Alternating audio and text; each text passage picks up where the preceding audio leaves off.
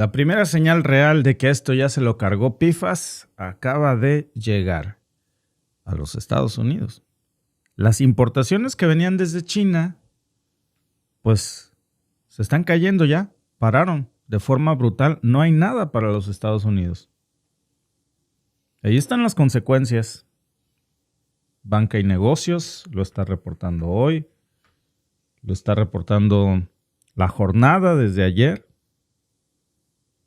Lo que se les viene es una tormenta económica terrible. Data Portuaria, un portal de negocios especializado precisamente en esto, en los puertos, y está viendo la caída, el colapso brutal. Lo trae el Washington Post hoy, esta mañana, a las 5 de la mañana lo publicó. Vean nada más. Ahí tienen varias fuentes. En Estados Unidos y en español, en México también, en varios idiomas ya se está reportando esto porque, pues, hoy, amigos, el puerto de Los Ángeles, por cierto, que es el más grande de todos los Estados Unidos. Hablamos del gigante de los puertos de los Estados Unidos. Ya sacó una advertencia. Dicen también que los buques que deberían estar llegando con mercancía simplemente no están llegando. ¿Por qué no llegan? ¿Quién los paró? ¿Quién ha parado la economía de los Estados Unidos? ¿Quién les bajó el switch? Adivinen quién, díganmelo en el chat. Y ya están advirtiendo precisamente que no nada más en Estados Unidos, también pudieron ahí ustedes ver tanto al Washington Post como a La Jornada, que están advirtiendo que esta semana en Estados Unidos va a haber una caída brutal de hasta el 35% en las llegadas. No estamos hablando de una predicción, eso ya es matemática. Es que si el barco no viene, pues no viene. Y esto, amigos, apenas empieza porque las exportaciones chinas a Estados Unidos prácticamente se están deteniendo. China ha parado todo. Lo confirmó también el director ejecutivo del puerto de Los Ángeles. Se llama Jin Seroka. Y eso, amigos, pues significa algo muy, muy concreto. Que no va a haber... ¿Qué venían en esos contenedores? ¿Qué vienen en esos barcos? No piensen que solo fayuca para la tienda del dólar, no. Ahí venían partes, venía ropa, juguetes, herramientas, comida, electrodomésticos, computadoras, tabletas, pantallas, licuadoras, todo lo que ustedes se pueden imaginar que venga de China. La cosa, amigos, es que sin eso, pues la economía estadounidense se va a quedar sin sangre. Porque todo lo que entra por ese puerto, por el más grande de los Estados Unidos, por el puerto de Los Ángeles, pues es lo que llena los anaqueles de los Estados Unidos en el Walmart, en Target, en Home Depot, en la tienda del dólar, en la tienda de conveniencia de la esquina. Eso es todo lo que mueve también los camiones, el transporte, los trenes, las fábricas, los centros de distribución, las ensambladoras. Cada uno de esos contenedores que llegaba de China llegaba, ahí lo tienen ustedes, es un problemón del tamaño de verdad de Wall Street. Esto, amigos, a lo mejor alguien puede decir, contenedores, sí. No, la cosa no es una caída del 35% de los contenedores o de la economía. La cosa es lo que llevaban adentro.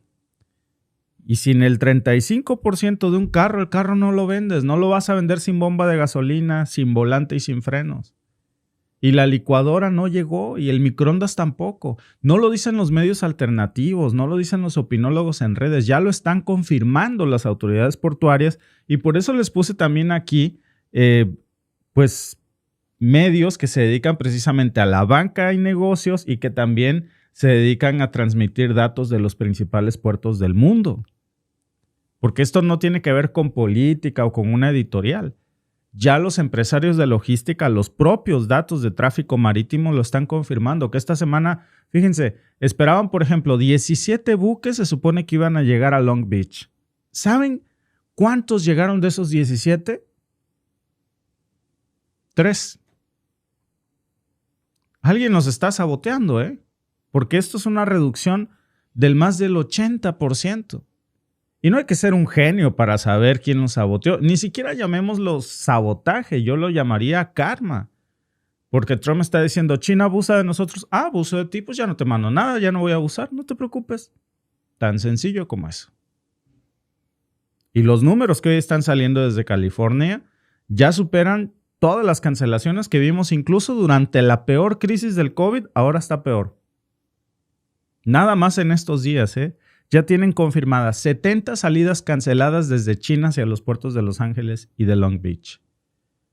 Aunque estuvieran los barcos cargados en China de partes ya vendidas y todo, China está diciendo, ¿para dónde, mi amor?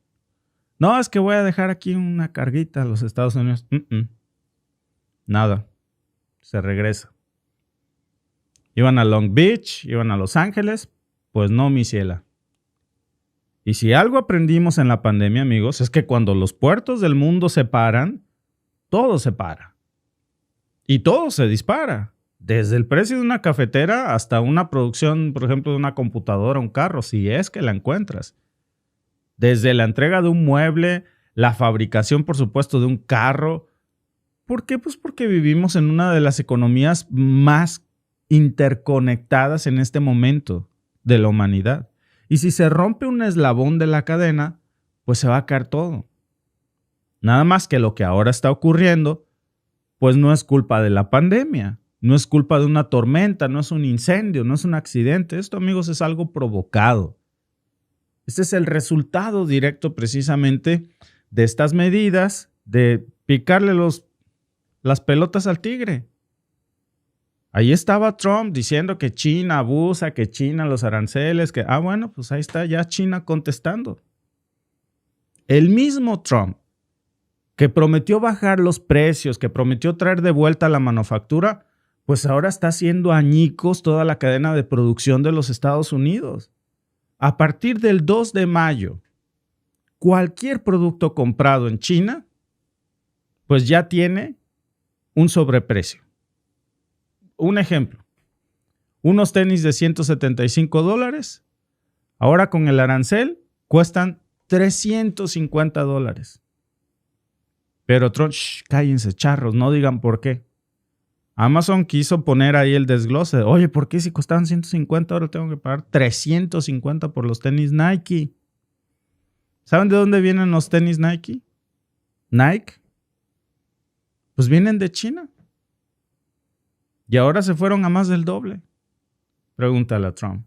Nada más que no quiere que nadie en los Estados Unidos ponga el desglose. ¿A dónde se va ese dinero extra que paga el estadounidense? A las arcas de Donald Trump. A la administración de Donald Trump. Es un impuesto. Le está quitando dinero a los estadounidenses como nunca por respirar. Prácticamente.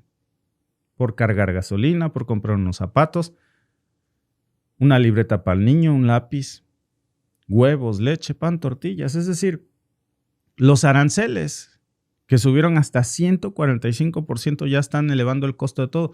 ¿Quién rayos cree ustedes que pueden pagar eso? De por sí la vida está cara y sumamente difícil. Un impuesto del 245% hasta en algunas cosas, amigos, eso ni en la peor tiranía se había visto. Nunca un tirano había sido capaz de subir un... Imagínense si chillamos cuando el impuesto, que con justa razón, no es que me cobran muchos impuestos. Dice Trump, se atreve a decir que es que en Canadá se cobran demasiados impuestos. Y yo todavía veía un tonto que decía, no, sí, en Canadá. Y si ustedes hacen la matemática, ya chequé en todos los estados de los Estados Unidos, es más barato. No. Ya checaste las tarifas, que en realidad son impuestos, del 245%. Impuestos al consumo, del 145% al 245%. De lo que viene de China. Y si viene de Tailandia, de Finlandia, de Filipinas, de Canadá, de Panamá, de donde sea, impuestos del 10 al 25%. Adicionales a los impuestos locales y a los impuestos federales. Ya cuando tú sumas todo eso, el estadounidense promedio podría estar pagando hasta 320% de impuesto por una cosa. Claro, pero no quiere que en el desglose venga esto, cuando tú le echas las cosas al carrito de Amazon. Y las empresas, pues ahora están, por supuesto, como decimos en México, pariendo chayotes, porque ¿qué hacen? Pues están cancelando pedidos, porque las cosas no se venden. Están suspendiendo sus contratos, detienen sus entregas. Dejan los contenedores en China. Por eso también hay cancelaciones y las que sí se animan a comprar China dicen, pues no te vendo. Cifras confirmadas por la industria logística que ya están diciendo que las reservas de embarques ya se cayeron hasta un 50% esta semana. Es decir, el stock, la reserva, lo que tenían ahí en bodegas se está acabando. Es cuestión de días para que eso vaya bajando y la mercancía no se está moviendo. ¿Por qué? Pues porque nadie quiere arriesgarse a pagar una tarifa absurda del 145% cuando no sabe si la gente en estos momentos tiene la posibilidad de pagar eso. Y no nada más se trata de los contenedores. Cada contenedor, amigos, son cientos o miles de empleos. Ahí va el empleo de muchísimos estadounidenses que necesitaban de esos cables para terminar el carro, o de las licuadoras, o de los hornos, o de la fayuca, artículos de cocina. Fíjense, por cada 4 contenedores que se descargan, un dato muy importante, por cada 4 contenedores que se descargan, se genera un puesto de trabajo entre estibadores, camioneros, operadores de grúas, personal de almacén, más todos los que ya trabajan en esa cadena de producción. Ahora, si en lugar de descargar 5 contenedores por turno, se descargan solo 2, ¿saben qué significa? Menos horas de trabajo, menos turnos, menos ingreso para los estadounidenses que trabajan directamente en la zona portuaria. No les digo todo lo que se mueve además, indirecto, que no trabajan en la zona portuaria, pero que necesitaban de lo que había dentro de ese contenedor para venderlo en el negocio, para la maquila, para el ensamblaje. Por eso en muchas zonas del sur de California, pues eso ya está golpeando muchísimo los niveles de vida de muchas familias, porque sin eso la economía no se mueve. Y esto, amigos, no se va a resolver lamentablemente en los próximos días. No parece que haya una solución a la vista. Y los efectos de esto que estamos viendo aquí, que a la simple vista pudiéramos nosotros estar checando noticias o posts en nuestro teléfono. Contenedores, no, pues quién sabe. Los puertos se caen. Lo bueno que no trabajo en el puerto, bueno, nos afecta a todos. Y los efectos se van a sentir en el bolsillo de millones de estadounidenses, millones. Me atrevería a decir que casi nadie se va a salvar de esto. No nada más en Estados Unidos. Ya lo hemos repetido muchas veces. Luego algunas personas dicen, bueno, pero tú no vives en Estados Unidos. Sí, yo no vivo en Estados Unidos en estos momentos. Bendito Dios, imagínense tener ahí al Trump de presidente. Pero la cosa es que si el flujo se cae, me refiero pues al flujo de mercancías, pues entre 2 de las mayores economías del mundo que ahora se están agarrando a golpes, China y Estados Unidos, pues ¿qué va a pasar con las cadenas de suministro? Con las cadenas de distribución global. Se van a desajustar y los costos se van a disparar. Es cuando le mueves tantito al petróleo de Medio Oriente, todo cambia. Y la inflación se acelera. Y entonces todo se vuelve más caro, todo se vuelve más lento. Ropa de primavera, ya se viene. Artículos escolares, estamos a nada de tener que hacer ese gasto. Que ya en situaciones normales en México, por ejemplo, y en todos lados decimos, te dan una lista tremenda. Y el gasto es muy fuerte. Ahora imagínense con una alteración en las cadenas de suministro. Repuestos para maquinaria, consolas de videojuegos, autopartes de las que México depende también para la industria automotriz. Todo esto es lo que está en juego. Y ahora Trump, por cierto, sale en entrevistas pues diciendo que no pasa nada. Que el aumento de los precios en las carriolas o en las muñecas o en la ropa es insignificante. Pues sí, ya lo creo para él. Pero no todos somos multimillonarios. Dice que lo que importa es que bajó la gasolina a 1.98 el galón. ¿Cómo lo ven? Ya lo platicábamos ayer. En ningún lugar está la gasolina a 1.98 el galón en los Estados Unidos. Yo he preguntado muchísimas veces, todos los días. Eso no pasa. Yo creo que adentro de la Casa Blanca han de tener una gasolinera y ahí le han de poner el precio que Trump quiere y piensa que afuera está igual. Las tasas hipotecarias dice que están bajando, dice que los estadounidenses hoy pueden comprarse una muñeca más barata en vez de gastar en $35 en otras cosas. Que no hay que alimentar a la bestia, decía ayer. Tal cual. Como si toda la guerra comercial pues fueron capricho de consumidores mimados, como si millones de familias estadounidenses no estuvieran ya lidiando, contando cada dólar para poder llegar a fin de mes. Como si una inflación de 2 dígitos, amigos, no fuera un problemón terrible. Y lo más absurdo es que incluso si hoy Trump dijera, ¿sabes qué? Ya me trago mi orgullo, le hablo a Xi Jinping. Si hoy Trump firmara un acuerdo con China, que no va a pasar, pero suponiendo que pasara, de todas maneras tendrían escasez y aumentos de precios por muchas semanas. ¿Por qué? Pues porque, como explicaron los operadores logísticos, si ustedes le echan un ojo a esas notas, pues se necesitan mínimo 2 semanas para reposicionar todos los barcos de China que no llegan a los principales puertos, como ¿cuál? Qingdao, Shanghái, Shenzhen. Y aparte de eso, necesitarían otras 2 semanas para poder cruzar el Pacífico. Y luego necesitarían más tiempo para descargar esa mercancía.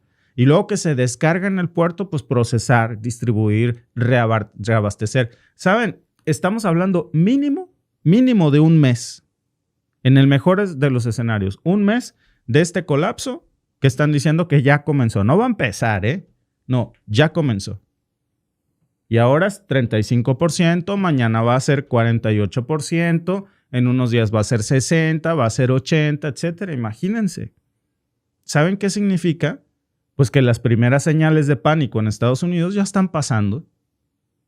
Que lo que estamos viendo no es una disputa comercial pasajera, que esto es una fractura monumental de la economía estadounidense. ¿Cuál es el plan de Trump?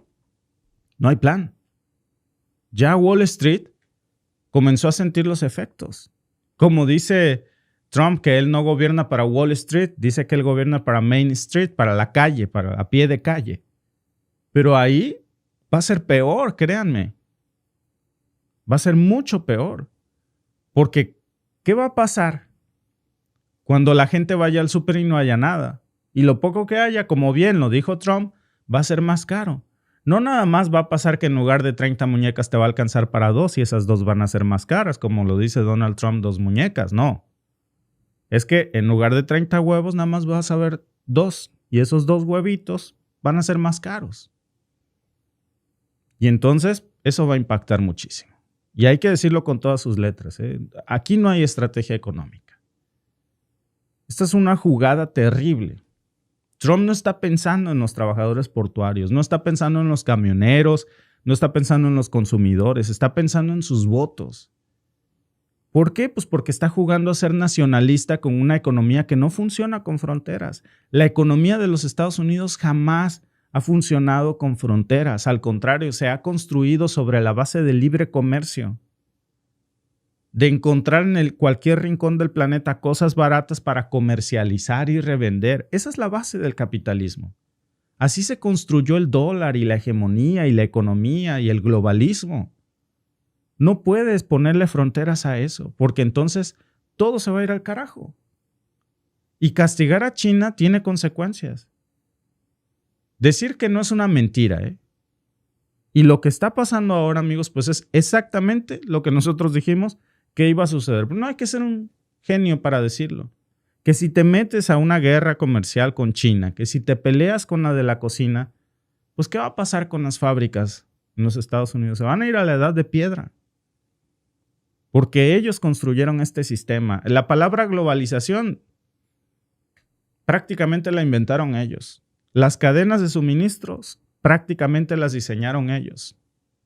El comercio global, prácticamente ellos son los padrinos del comercio global.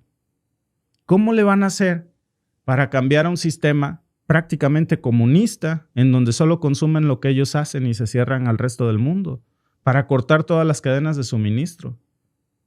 Y luego salir ilesos, ¿eh? Y yo no estoy diciendo que China sea un socio perfecto. O que no haya, como dice Trump, dice que han abusado de sus ventajas. Pues, mano, son negocios y si puedo sacar ventaja en el negocio, pues eso es negocio, ¿no? Lo que sí digo, pues es que pelearse con el mayor proveedor de bienes del planeta siempre tiene un costo. Sobre todo si no tienes una estrategia clara, si no tienes un plan de contingencia. Es una locura. Es como cortarte una pierna porque te duele el pie. Es como incendiar tu casa para matar una cucaracha. Y la historia económica, amigos, nos ha enseñado eso. Cuando Herbert Hoover, que ahí tienen ustedes un ejemplo claro, hizo algo así, si alguien se pregunta, ¿este será el presidente más extrafalario, por no decir un insulto u otra palabra, que ha tenido Estados Unidos? Hoover hizo algo parecido. En 1930, en Estados Unidos, puso aranceles, así como Trump. Se llamaba Ley Smoot-Hawley. Y lo que provocó, al final del día, fue una contracción global que terminó en lo que todos conocemos ya como la famosísima Gran Depresión.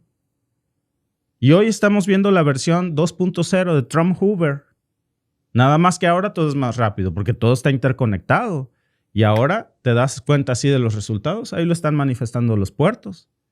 ¿Qué sigue en los siguientes días? No me voy a equivocar. ¿Por qué? Porque ya lo dijeron hasta los directores de los puertos. Ni siquiera están viéndolo ustedes en portales de noticias. Son los encargados portuarios que dicen que lo que viene es caos, improvisación, inflación, desabasto. Más discursos vacíos es lo que también sigue, porque ni siquiera Trump sabe cuánto va a durar esta transición, como él le llama. Le preguntaron precisamente en cadena nacional, ayer pasábamos la entrevista, ¿no?, doblada al español, ¿cuánto tiempo deberían prepararse los estadounidenses para este cambio? ¿Y qué dijo? No lo sé. Pues claro que no lo sabe porque no tiene un plan. Solo hay un presidente ahí que está usando la economía, pues manipulando los mercados, sacando ventaja de eso, porque él sí sabe cómo van a reaccionar los mercados y sabe a qué caballo apostarle antes de que desestabilice los mercados. Y ahí están las consecuencias. Por cierto, amigos, si ya llegaron hasta esta parte del en vivo, pues es importante que se suscriban, porque últimamente nos ayudan mucho. Hemos tenido mucha censura. Yo ayer estaba revisando varios de nuestros videos. Curiosamente, nos cortan o nos silencian segmentos de palabras de segundos en donde decíamos algo. Pero yo lo voy a seguir diciendo, porque ahí están los hechos. Yo no me lo estoy inventando. Ni siquiera son fuentes que digan, es el Wall Street o el The New York Times. No. Son portales de negocios, portales marítimos que lo están confirmando. Y esto apenas empieza y les aseguro que el show va para largo. Entonces, pues nos vemos en el siguiente video o en el próximo, pues colapso.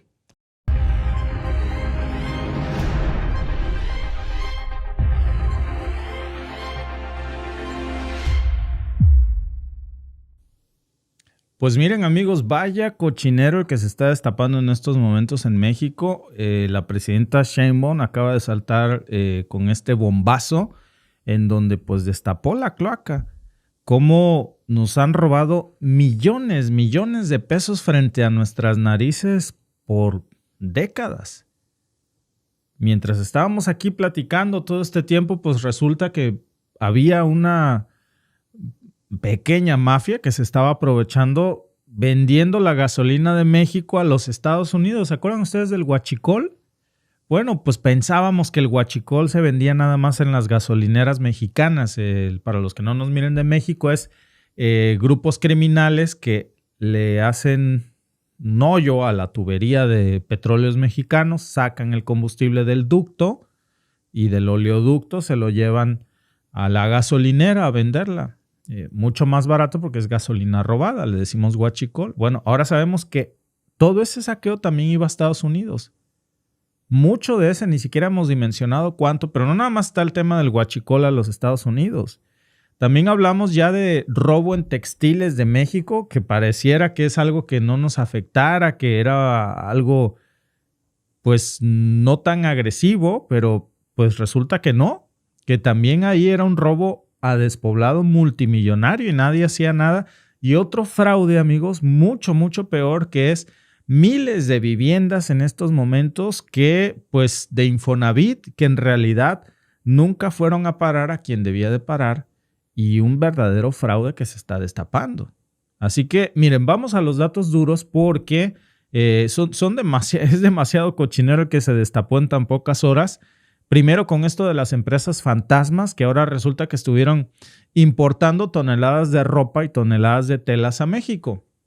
La cosa es que al hacerlo, pues usaban un esquema en donde pagaban una ridiculez de impuestos porque falsificaban documentos. Ahora les voy a mostrar cómo, pero les adelanto también que el otro fraude del Infonavit es terrible. Si tú tienes una casa del Infonavit o si tienes un amigo o conocido que tiene una casa del Infonavit, cuidado porque podría ya no ser tuya, ¿eh? Tú piensas que sí y en papel puede que ya te la hayan robado. Con el descaro y con la complicidad de notarios, jueces que ya cayeron los primeros, se abre todo esto como esto está en complicidad con muchos jueces, ya están expuestos.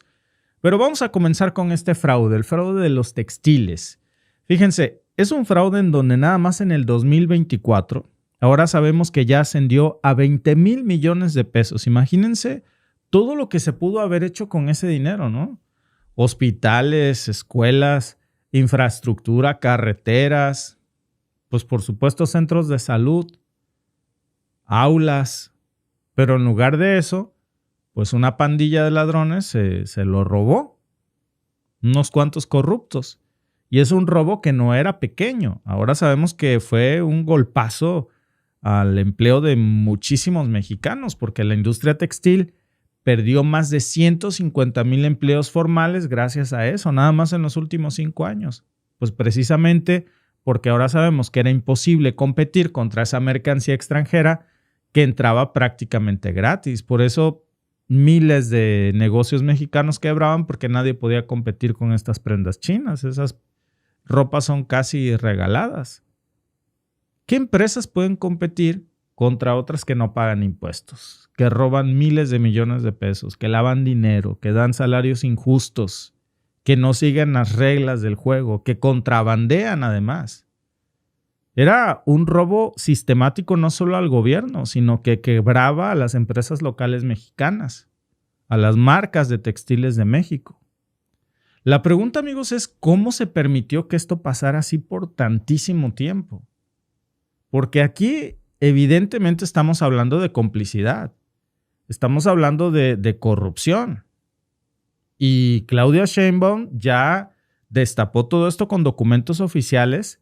En la conferencia que dio ayer incluso presentó un avance de esto que vale la pena echarle ojo antes de que veamos lo del Infonavit y lo importante que es. Yo tengo una casita de Infonavit, Alba y yo tenemos una casita de Infonavit de Omex, que fue nuestra primera casa. No, amigos, un verdadero dolor de cabeza. Esos tipos de Omex son unos pillos, son unos ladrones. Todo estaba mal, todo fue un fraude, fue un robo, materiales, un verdadero cochinero. Hasta el día de hoy ese fraccionamiento sigue teniendo problemas. Lo construyeron sin tener una entrada y un acceso autorizado para poder ingresar. O sea, prácticamente era un huevo. Y encima ahora saber que hasta esas propiedades pueden ya no ser tuyas porque te las robaron en papel y el día menos pensado llegan y te dicen salte de mi casa. Y luego, por otro lado, como si esto fuera poco, el tema de este mega fraude en la industria textil. Vean ustedes esto. El 19 de diciembre de 2024, el Gobierno de México emitió un decreto en el que se aplicaron aranceles temporales del 35% a 138 fracciones arancelarias relativas a la confección y del 15% a 17 fracciones de productos textiles provenientes de países con los que no tenemos un tratado de libre comercio. Esta medida se tomó para fortalecer la industria nacional frente a prácticas comerciales desleales, ya que se estaban introduciendo al país productos con precios por debajo del mercado que afectan la producción nacional. A poco más de 2 meses de su entrada en vigor, ya se observan los resultados. Durante el primer bimestre de 2025, el valor de las importaciones de estos productos disminuyó un 12% con respecto al año anterior. Asimismo, las importaciones temporales, es decir, aquellas que ingresan al país sin pagar aranceles para utilizarse en procesos productivos, experimentaron una caída del 53%. Esto es positivo porque la Secretaría de Economía encontró que muchos productores importaban con este beneficio, pero no cumplían con el requisito de exportar el producto final. El volumen físico de las mercancías importadas también bajó.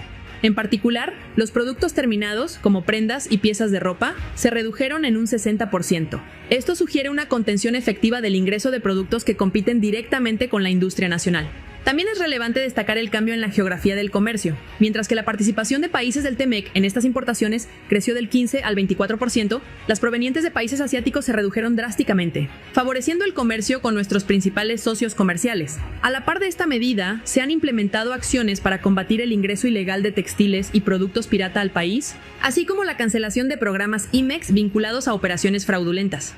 Se dio de baja a 8 empresas ubicadas en Baja California, Aguascalientes y Jalisco, que simulaban procesos de manufactura y exportación, acumulando importaciones por 24,000 millones de pesos, generando un daño significativo a la industria nacional.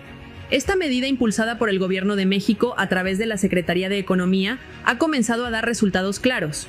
Con esta política comercial, México protege su industria textil, fomenta la producción nacional y refuerza su competitividad. Bueno, muchas gracias. Gobierno de México. Ya casi voy a terminar. La siguiente medida tiene que ver, ya vimos acero, textiles. La siguiente medida es ajustar los precios de referencia. Bueno, este es un documento que hicimos, voy a ser muy breve en esto.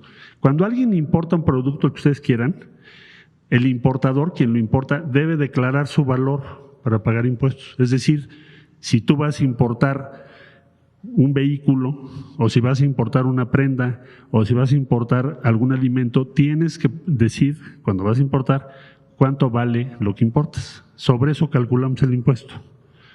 Entonces, evidentemente, hay muchas veces que se nos presenta que se manejan precios por debajo de lo que es real. Y para eso se crearon precios de referencia, para que no declares un precio abajo de lo que es el precio de referencia internacional. Entonces, se establece un valor mínimo aceptado. Hoy en día, estos precios de referencia funcionan para varios rubros, pero se van a ampliar también a lo que son artículos deportivos, papel, cartón y otras actividades. Bueno, por ejemplo, aquí hay un ejemplo muy simple, ¿no? Declaré que me costó solo 10 pesos para pagar menos impuestos, cuando el precio real son 100, de una bicicleta que estoy importando. Entonces, ahora con este cambio, aunque declare yo que mi bicicleta costó 10 pesos, voy a tener que pagar 100. ¿Por qué? Porque ese es el precio de referencia. La bicicleta vale 100, no vale 10. Esto es muy importante para la industria nacional, porque si no, con el precio de referencia, o mejor dicho, si no hay precios de referencia adecuados, puedo abusar y entonces importar cosas extraordinariamente baratas. Los precios de referencia se van a ajustar para evitar la evasión de impuestos y desde luego proteger a las empresas y al empleo en México. La que sigue, por favor. Estas son las fechas en las cuales se va a ajustar esto. Muebles y aparatos de alumbrado será el 12 de mayo, juguetes, juegos y guitarras será el 26 de mayo, artículos para recreo deporte el 16 de junio, como les decía, y papel y cartón el 16 de julio. Bueno, la que sigue ya vamos a terminar. Y luego está la campaña Hecho en México, la siguiente, por favor. Entonces, se ha preparado una campaña muy amplia en combinación con el sector privado, el Consejo Coordinador Empresarial. Se inicia en junio del 25 para apoyar lo que ha sido la iniciativa del Gobierno de México de rescatar, establecer y promover el orgullo de Hecho en México. Entonces, se va a sumar todo el sector privado mexicano y esto empieza en junio del 25, una vez que termine el proceso de elecciones para el Poder Judicial. Gracias, presidente. Muchas gracias. Bueno, amigos, este era un verdadero cochinero. Uno se pregunta, bueno, es que eso es lógico, ¿no? Yo no puedo decir que traigo un contenedor o un barco lleno de carros de China o de ropa y decir que pagué 10 pesos, cuando evidentemente ya ni el flete. Era un fraude masivo que estuvo operando por al menos, fíjense, al menos 12 años, porque se habla que esto, para acabarla de amolar, adivinen desde cuándo viene. Desde el 2012, desde fin del calderonato, durante todo el periodo de Peña Nieto, eso se refuerza mucho este mega fraude. Nunca hicieron nada, evidentemente, porque todos estaban metidos hasta las chanclas en este fraude. Todos se llevaban un pedazo de tajada de esto, no nada más los comerciantes, también el gobierno, las aduanas. Y la cosa no para ahí. Ahora, de este cochinero ya sabemos que hubo otro abuso terrible que reveló también la presidenta Sheinbaum, que son las casas de Infonavit. Y eso, amigos, está fuertísimo. Y ahí sí no se vale, porque imagínense ustedes trabajar toda tu vida con el sueño de tener tu propia casa. ¿Con cuánto esfuerzo no estás tú esperando para juntar los puntos, para cotizar para el Infonavit? Para quienes no nos miran de México, son casas bajo un programa conjunto con el gobierno que tú puedes comprar. Para la clase trabajadora, si tú tienes una nómina, entonces tú puedes acceder en México fácilmente al Infonavit en lugar de uno de esos créditos imposibles en donde el banco no te presta o es casi imposible juntar el enganche. Bueno, con el Infonavit el sistema es diferente. Entonces, esa es la esperanza de millones de trabajadores mexicanos, pues para hacernos de nuestra casita. Y ahora resulta que había una pequeña mafia inmobiliaria, no la que ya sabíamos que había, Ahora resulta que esto es otro nivel, pues no nivel Dios, nivel diablo. De un grupo, de una mafia inmobiliaria todavía peor que la anterior. La anterior fue la muestra gratis, que llevaban años robándose las casas de Infonavit de millones de familias mexicanas sin que ellos se dieran cuenta. Imagínense, ya cuando tú ibas a sacar tu crédito de Infonavit porque dices, ya estoy buscando casa, ya el próximo año, llegas, oiga, vengo a tramitar mi crédito de Infonavit. No, usted ya lo tomó. ¿Cómo? Pues si yo rento. No, aquí me aparece que usted ya sacó su casa del Infonavit. Y cuando ibas, oye, dicen que esta casa del Infonavit es mía, a ver, dámela. No, ya te la quitaron en un juicio. Ah, caray. ¿Cómo le hacían? U otra, tú estás pagando tu casa y resulta que el día menos pensado llegan y te desalojan porque ya no era tuya en papel y te la quitaron y tú ni cuenta te diste. Y toda una red muy compleja de fraude en donde estaban metidos hasta las chanclas. A ver, por supuesto, gente del Infonavit, yo no tengo ninguna duda, esos son los primeritos, pero también notarios corruptos, jueces vendidos, magistrados vendidos. Eso era toda una verdadera mafia avalada también por el Poder Judicial y por los notarios que sacaban a familias trabajadoras que llevaban décadas viviendo en esas casas. Incluso, amigos, en muchos casos tenían el descaro hasta de usar a la policía, que en lugar de proteger al pueblo, la usaba para sacar a los trabajadores de sus propias casas, quitárselo. Eso era un despojo en contubernio con muchos alcaldes o autoridades locales, y luego revendían las casitas del Infonavit a precios altísimos. Y no estamos hablando de 100 casos ni de 1000. Bueno, cuando lo del cártel inmobiliario nos espantamos porque era mucho. Amigos, esto es otro nivel. Estamos hablando de más de 15,000 casas del Infonavit hasta ahora, más los datos que van a ir saliendo, porque hoy se vuelve en la mañana a tocar este tema, desalojadas de manera injusta. 15,000 casas, imagínense. Datos que la misma presidenta Sheinbaum mostró en la conferencia de prensa. Chequen esto y ahora les digo la dimensión de este verdadero robo, Se estima que hay más de 600,000 viviendas abandonadas o ocupadas de manera irregular en el país, imagínense. ¿De qué viviendas estamos hablando? Viviendas que se construyeron principalmente en el periodo de Fox y de Calderón, en donde las viviendas del Infonavit eran en realidad negocios privados, no representaban la necesidad o el acceso a una necesidad de las y los trabajadores. Se construyeron muchas viviendas alejadas de los centros urbanos, algunas de 35 metros cuadrados, han encontrado algunas de 10 metros cuadrados, sin servicios, sin cercanía a las poblaciones. El trabajador accedía a un crédito que ya sabemos cómo era, donde cada vez el crédito aumentaba más en vez de disminuir conforme se iba pagando. Y además nunca podían habitar la casa porque o no tenía servicios o estaba muy lejos o de plano nunca se construyó. Pero hay más de 600,000 viviendas en estas condiciones. ¿Qué estamos haciendo? Primero, un censo. Se está realizando en este momento entre el Infonavit, la SEDATU y Bienestar un censo, porque se tienen las direcciones de todas esas viviendas construidas con el Infonavit, para ver en qué situación está la vivienda, si está ocupada por la persona que pagó su crédito, si está ocupada por otra persona o si está abandonada y en qué condiciones está en la vivienda. A partir de ahí vamos a hacer un programa, sea de regularización. Por supuesto, quien no puede habitar su vivienda pues no puede pagar su crédito, y ver qué vamos a hacer con esas viviendas. Entonces, en este momento estamos en el censo.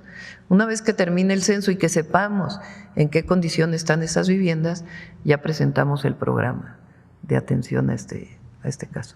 Pero es muy distinto a lo que mencionas. El otro tema es el tema de posibles o presuntos delincuentes que se adueñan de una vivienda que ocupa una familia, que por alguna razón a lo mejor no está ocupada y la están rentando y hay momentos en que está sola o alguna otra condición de este tipo. Eso en particular en el Estado de México lo está viendo la Fiscalía del Estado de México con apoyo del Gabinete de Seguridad, que fue pues el caso muy sonado que también lo está viendo la Fiscalía. De esas 600,000, ¿se tiene una idea de cuántas serían en el Estado de México? No Si hay. quieren, esperamos a que lo presente ya el Infonavit, el programa, junto con Edna Vega, la secretaria de SEDATU, para que puedan conocer exactamente todos los que nos escuchan en qué condición están las viviendas, qué es lo que va a pasar con el censo y qué se está previniendo. Y más allá de conocer el número de las que están invadidas, ¿alguna acción de gobierno en contra de estos grupos de la delincuencia organizada que sí están invadiendo? Eso tiene que verse con las fiscalías, porque es distinto el caso de las 600,000 viviendas, porque no necesariamente es un delincuente que fue y ocupó una vivienda, sino una persona con necesidad de vivienda o una familia que lo ocupó. Aunque pueda ser un acto que no parece legal, es una condición distinta a una banda que se dedique a despojar de viviendas a las personas. Es distinto el fenómeno, más allá de si tiene un asunto penal o no. Entonces, en este momento, ustedes saben, desde el presidente López Obrador no se está desalojando, pero hay que atender el caso de las viviendas construidas por el Infonavit hace tiempo. El otro caso de despojo se atiende a través de las fiscalías. Imagínense 600,000 casas del Infonavit. Y como dice la presidenta, distintos escenarios, ¿no? Escenarios en donde hubo un fraude masivo, se quedaron miles de casas construidas que nunca se terminaron por una cuestión de fraude. Y bueno, el más claro ejemplo, Omex, yo no sé si sigue existiendo. Esa empresa, de verdad, se los digo por experiencia propia. Si ustedes me preguntan qué opino de Omex, es una basura. Es una empresa que deberían de ir a la cárcel. Y se los digo porque nosotros los denunciamos, nosotros y muchos vecinos. Materiales de menor calidad del que te decían que te iban a poner, nada servía, la tubería corriente, se minaba el agua por todos lados, no había electricidad, no había acceso al fraccionamiento. No tenías por dónde entrar ni por dónde salir. En su desesperación, muchos vecinos una vez tuvieron que tapar la calle, la carretera. Porque no había manera de entrar, tenías que dejar tu carro a orilla de la carretera. No, era un verdadero infierno, amigos. Ahora, imagínense, de estas 600,000, pues no nada más hay otras cosas que son igual de indignantes, porque no nada más está el tema de la invasión, que eso es delicado, porque imagínate, tú te haces de tu casa Infonavit, no te puedes ir a vivir ahí porque resulta que no hay servicios, no tienen cómo entrar a las casas o no han puesto el agua o la luz, pues no puedes irte a vivir. Y a ti te prometieron que la casa iba a estar lista. Mentira. ¿Cómo te vas a bañar? Y ya cuando por fin ahí vas y la casa está invadida. Ese es un tema.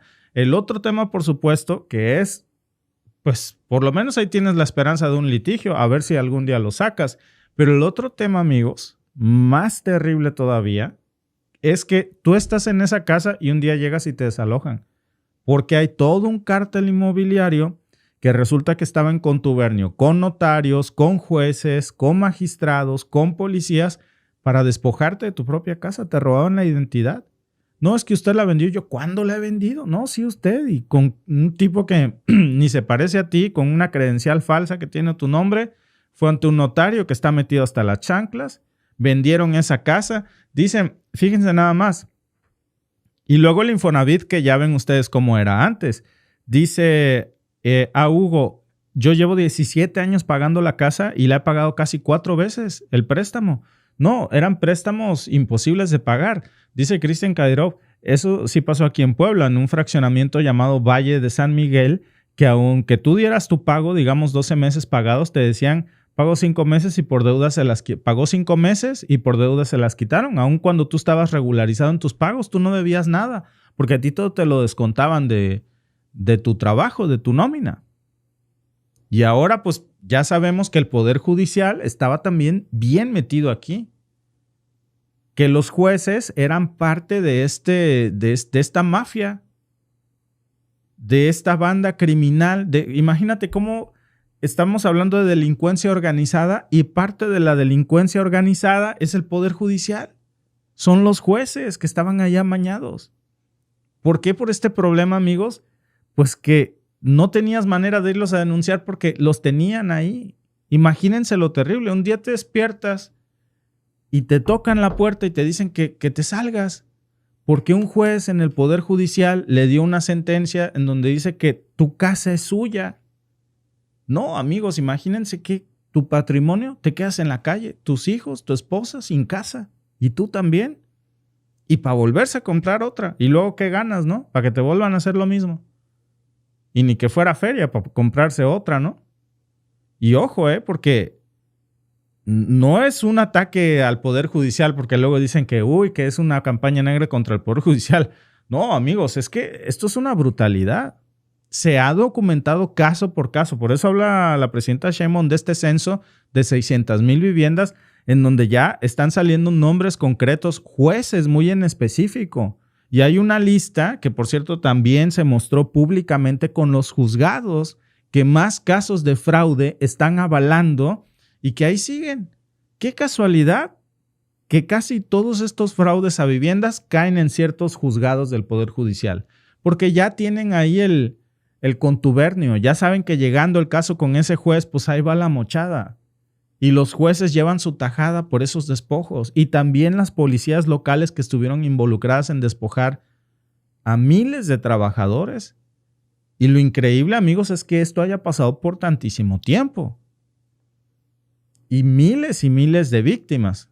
Bueno, no se queda el nivel de cochinero aquí, porque encima también, aparte de los jueces, ya hay una lista de notarios.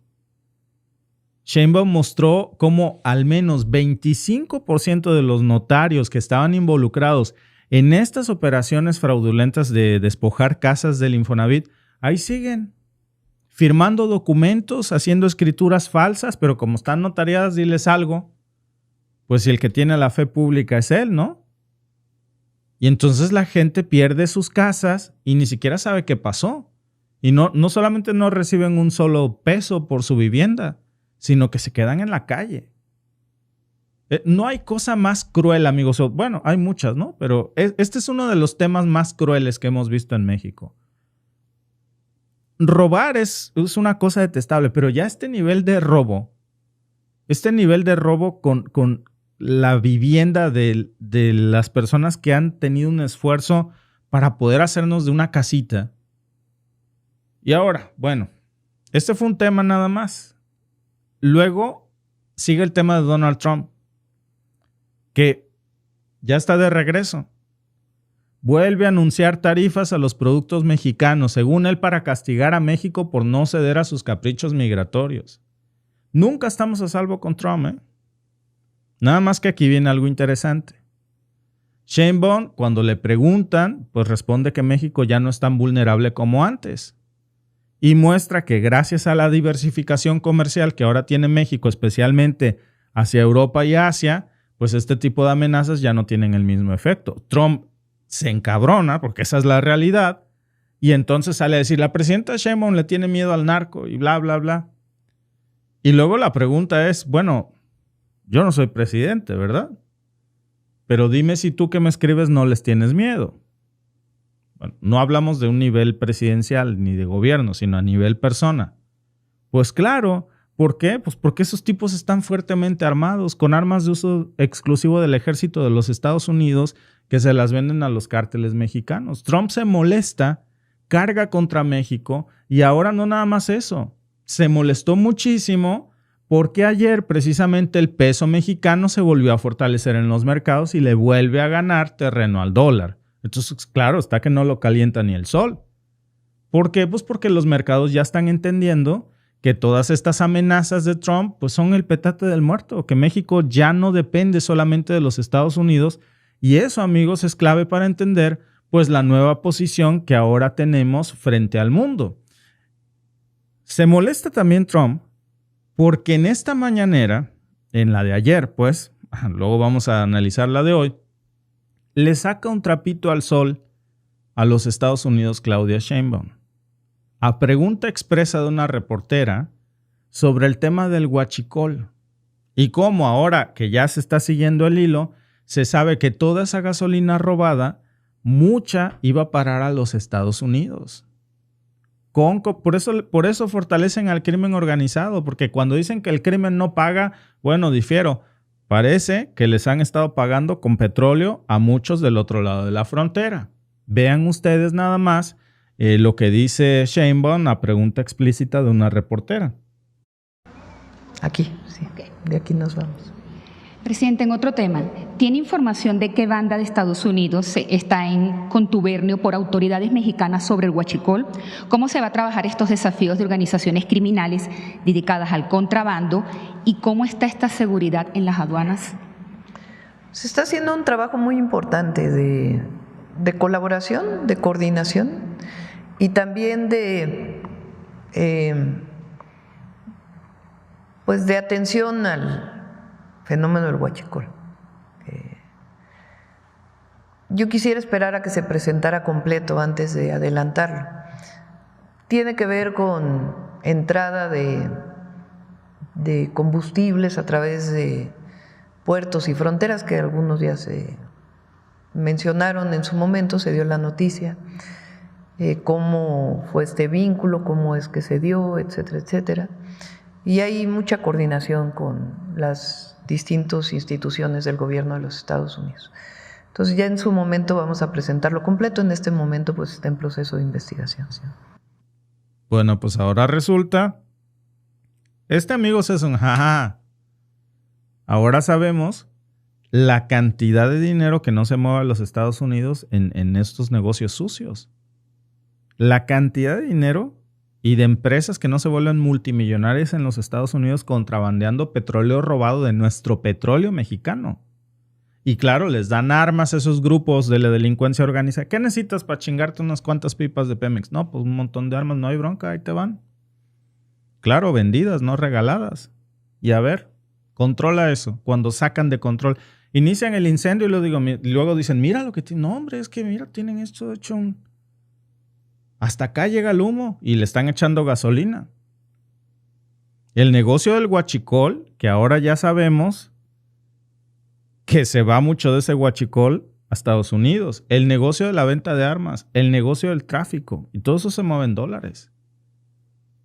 Y encima lo de las casas robadas, ¿no? Encima lo del fraude textil. Bueno, encima ahora viene lo del huachicol, que literalmente... Mágicamente hoy Trump, por cierto, sale a decir lo que se le había estado presionando a Estados Unidos años. Oye, haz algo con el tráfico de armas. Oye, deja de armar a estos cuates. ¿Cómo crees tú que vamos a apagar este incendio si tú sigues echándole gasolina desde el otro lado de la frontera? Deja de armarlos hasta los dientes. Por supuesto, pues no se puede así. Y nunca habían hecho nada. Mágicamente Sheinbaum saca lo del huachicol y hoy Trump reacciona. Ah, no, ya voy a acabar con lo de las armas. Ah, mira. Pues a lo mejor es coincidencia. A mí se me hace mucha coincidencia. Porque ya se sabe que literalmente hay mucho combustible robado de México que se lo han llevado a los Estados Unidos. Bueno, no el que tradicionalmente ya sabíamos. Encima de eso, el del huachicol. Y que Estados Unidos ha estado comprando gasolina robada de México. Esa es la realidad. Y esa gasolina se surte en gasolineras de los Estados Unidos, en donde se vende por galón gasolina robada de México. Ni modo que qué hacen cuando se va del otro lado de la frontera. Pero ojo, no son víctimas de nada. Eso es un negocio tremendo. Porque por muchísimo tiempo, miren nada más un dato que estaba yo averiguando sobre esto, ¿no? Durante el periodo del gobierno de Calderón y de Peña Nieto, el tema del huachicol se fue a las nubes. Se estima, fíjense nada más, que para el 2012 había unas 1,600 tomas clandestinas de donde se robaban esto del huachicol. Bueno, a finales del sexenio, ¿no?, de Calderón, 1,600 tomas. Para cuando sale Peña Nieto, ya eran más de 14,000. Imagínense ustedes. Y curiosamente, Pemex pagó gran parte de la campaña de Peña Nieto, por eso está el caso de Emilio Lozoya. Y curiosamente, de las 1,600, que ya eran un montón, al final de la época de Calderón, Peña Nieto cierra con más de 14,000, casi 10 veces más. Y nadie hizo nada. ¿Por qué? Pues porque todos estaban metidos hasta el cuello. Políticos, seguramente como Emilio Lozoya, empresarios, funcionarios de Pemex, ni les cuento, líderes sindicales, partidos políticos, aduanas, distribuidores del otro lado en los Estados Unidos. Amigos, era robarle a México a lo descarado. Y aquí viene lo más grave, porque ese huachicol no nada más se quedaba ahí en gasolina. Antes pensábamos que se surtía en la gasolinera de Pemex. No. Ya estamos viendo que se lo llevaban a venderlo por galón a los Estados Unidos. Pasaban puertos, pasaban carreteras. Qué casualidad que ningún agente fronterizo de los Estados Unidos se dio cuenta cuando le pasaban cientos y cientos de pipas llenos de huachicol. ¿Nadie se dio cuenta en los Estados Unidos? ¿Cómo le hicieron, no? ¿Qué clase de control fronterizo es ese? Y luego nos quieren ir a dar clases de legalidad. Cuando ya sabemos que nada más entre el 2013 y el 2018 se documentaron al menos 14 operativos de la DEA. 14 que son nada comparados con el monstruo de 1,000 cabezas del huachicol, de cargamentos sospechosos con gasolina robada mexicana. Ahora sí que esto es como el chiste ese que les conté una vez, ¿no? Que la DEA, gasolina robada, que estaba la DEA atrás de un grupo criminal y todos los días les paraban los carros. A ver, abre, ¿qué traes ahí? ¿Gasolina? No, yo sé que tú traes polvo blanco. No, es gasolina, jefe. No, pues si es gasolina, que pase. Y se echaban 10 de esos diarios. Ya llega el fin del sexenio de Peña Nieto y dice la DEA, oye, ya se va a ir tu jefe. Ya dinos la neta, ¿cómo contrabandeabas el polvo blanco? Porque nunca supe. Y le dice, era gasolina robada, era huachicol. El chiste se volvió realidad, ¿no? ¿Por qué? Pues porque ahora nos estamos dando cuenta que aquí había donantes de políticos, empresas registradas, por cierto, empresas registradas en Delaware, que estaban lavando todo ese dinero producto del huachicol, del combustible robado de México que se vendía en los Estados Unidos y que en Delaware lo lavaban todo ese dinero. Y mientras en México mataban ingenieros, mataban soldados, mataban trabajadores de Pemex, que trataban de cerrar esas tomas clandestinas, mientras allá en Estados Unidos se estaban forrando de villanos, de billetes, pues.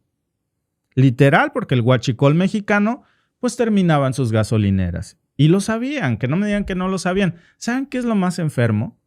Que todo ese cochinero se dio mientras nos culpaban a nosotros de supuestamente ser un narcoestado. Y ellos comerciando con huachicol, como si no estuvieran haciendo negocio con nuestra tragedia. Y lo que hizo Sheinbaum esta mañana, pues fue ponerle nombre y apellido a esa red de corrupción y decir, hey, eso no nada más está en México, Cuidado. Pues eso no es un problema local. Es toda una red que opera también en los Estados Unidos y sostenida por décadas de gobiernos prianistas. A ver, amigos, ¿y ustedes creen que Estados Unidos se va a enojar si les encanta el petróleo? ¿Ustedes creen que le van a hacer fuchi? No, eso es robado, llévatelo, uy. Yo me tapo los ojos. No, hombre. ¿Tienes más? Y por eso importa mucho lo que está pasando. Por cierto, gente que le encanta el petróleo y que tiene amigos petroleros, Donald Trump. Es un sistema que se construye a base de saquear petróleo de otros países, de Irak. ¿Cómo inició este problema? En Kuwait, precisamente. Y hay muchas formas de robar petróleo. A lo cara de perro, como dice un amigo que tengo en Tierra Blanca, que es invadiendo el país y quitándole todo, o con el huachicol. Y entonces cuando se habla de esto no les gusta, Por cierto, es la primera vez que un presidente habla de esto así, en una conferencia, de, hey, el huachicol se va para Estados Unidos, Que no crean que no sé. Ya sé. Y estamos pidiendo nombres y apellidos. ¿Quién lo vende allá? ¿Con permiso de quién? O no me digan que no se dan cuenta. Yo creo que ya sabemos por qué. Bueno, muchas gracias por conectarse a este podcast. Suscríbanse porque en el que sigue vamos a hablar de la segunda parte de esto porque este cochinero que se destapó ayer hoy sigue la mata dando. Nos vemos más tarde.